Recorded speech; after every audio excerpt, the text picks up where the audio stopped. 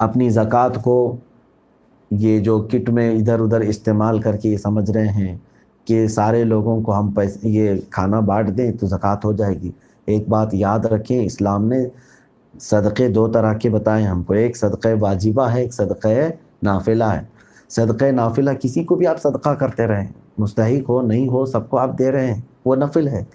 لیکن صدقہ واجبہ جس کو زکوٰۃ کہتے ہیں، وہ آپ ہر کسی کو نہیں دے سکتے۔ قرآن نے جن کو کہا ہے انما الصدقات للفقراء والمساکین، صدقات واجبہ جو ہیں یہ فقراء مساکین کو، یعنی جن کے پاس نصاب کے برابر مال نہیں ہے، صرف ان کو ہی آپ دے سکتے ہیں۔ نصاب کیا ہے؟ 52.5 تولہ چاندی یا 7.5 تولہ سونا، یا ان میں سے کسی ایک کے برابر کی رقم جس کے پاس ہے اس کو مالک نصاب کہتے ہیں۔ مثال کے طور پر 52.5 تولہ چاندی کی قیمت اگر آج مارکیٹ میں 40,000 ہے فار ایگزامپل، تو جس کے پاس 40,000 سیونگ ہے تو مالک نصاب ہے، اس کو اگر آپ نے زکوٰۃ دیا تو آپ کی زکوٰۃ ادا ہی نہیں ہوئی، آپ کی زکوٰۃ ادا نہیں ہوئی۔ تو مستحقین تک پہنچنا ایک بہت بڑی ذمہ داری ہے۔ یہ لوگ آسان سمجھ رہے ہیں، اور اسی طرح کسی جگہ ایک میلہ لگا کر سب کو بانٹ دیا اور سوچ رہے ہیں زکوٰۃ ادا ہو گئی۔ اگر اس میں سے کسی غیر مستحق نے لے لیا تو تمہاری زکوٰۃ ادا ہی نہیں ہوئی، اور تم پر وہ وبال ہمیشہ رہے گا زکوٰۃ نہ دینے کا۔ وہ کیا ہے؟ اللہ تعالیٰ نے فرمایا یکنزون الذہب والفضۃ ولا ينفقونها فی سبیل اللہ فبشرہم بعذاب علیم۔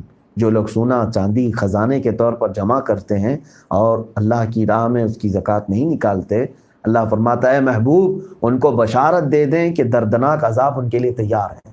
یوم یحمى علیہا فی نار جہنم، اللہ فرماتا ہے کہ ان کو تپایا جائے گا جہنم کی آگ سے۔ فتقوا بہا جباہہم وجنوبہم، ان کی پیٹھ کو اور ان کی پیشانیوں کو داغا جائے گا جو زکوٰۃ نہیں دیتے تھے، یا زکوٰۃ کا مال جن کے پاس رہ گیا تھا۔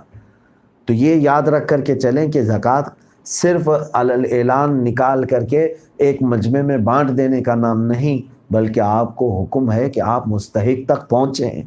جب سیدنا ابوبکر صدیق رضی اللہ تعالیٰ عنہ خلافت کے منصب پر قائم ہو کر کے بھی جنگل میں موجود کسی معذور کو کھلانے کے لیے جا سکتے ہیں، وہ ایسے معذور کو جس کے ہاتھ پیر کٹے ہوئے ہیں، صدیق اکبر رضی اللہ تعالیٰ عنہ روزانہ وہاں جا کر اسے روٹیاں کھلا کر کے آتے تھے۔ تو جب وہ پہنچ سکتے ہیں مستحق تک تو آپ کو کیا ہے؟ آپ یہ سمجھتے ہیں کہ کسی سنستھا میں دے کر کے، سوسائٹی میں دے کر کے میں بری ہو جاؤں؟ ہاں، میں یہاں پر انکار نہیں کروں گا، آپ اپنی زکوٰۃ کسی معتمد ادارے میں چاہیں تو دے سکتے ہیں جس پر آپ کو یقین ہے کہ یہ مستحقین تک میری زکوٰۃ کو پہنچائیں گے، آپ ان کو وکیل بنا سکتے ہیں۔ لیکن آج اس زکوٰۃ کا بھی ایک دھندا شروع ہو گیا ہے، بزنس شروع ہو گیا ہے۔ ہر کسی کو دیکھو وہ زکوٰۃ جمع کر کے فنڈنگ کر رہا ہے۔ کئی مدرسے بھی ایسے ہیں جن کے ہاں ضرورت سے زیادہ پیسے صرف بینک بیلنس ہیں، جمع ہیں، اور وہ زکوٰۃ بے انتہا جمع کر رہے ہیں۔ میرے عزیزو، یقیناً ہم مدارس کو زکوٰۃ دیتے ہیں، میں اس کا قائل ہوں کہ وہ جس طریقے سے اسلامی علوم پڑھنے والے طلباء کے لیے استعمال کرتے ہیں وہ مسائل مجھے معلوم ہیں، لیکن میں یہاں یہ کہنا چاہتا ہوں کہ زکوٰۃ کا مصرف صرف ایک نہیں ہے جہاں جا کر کے سب خزانے کے طور پر جمع ہو جائے۔ اب تو اسکول والے بھی زکوٰۃ لے رہے ہیں، بہت سارے ہاسپٹلوں والے اپنے ایک ٹرسٹ بنا کر کے اس میں زکوٰۃ جمع کر رہے ہیں۔